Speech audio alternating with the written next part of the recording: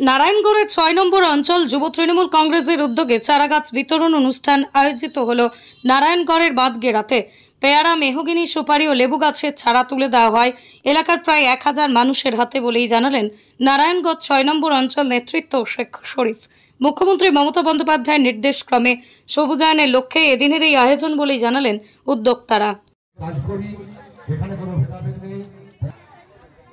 আস্তে আস্তে গাছ নিয়ে আপনারা বাড়ি ফিরবেন।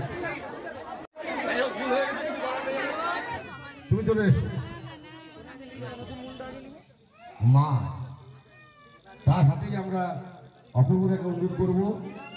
আজকে আমরা নারায়ণগড় ৬ নম্বর অঞ্চলে যুব তৃণমূল কংগ্রেসের উদ্যোগে বামগড়া দাঁড়িমাটিতে যুব তৃণমূলের নেতা সভাপতি তার উদ্যোগে আজকে আমরা এখানে ১,০০০ লোককে চারা বিতরণ করলাম।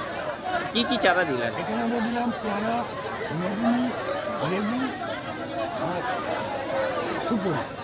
কেন এই উদ্যোগ হঠাৎ?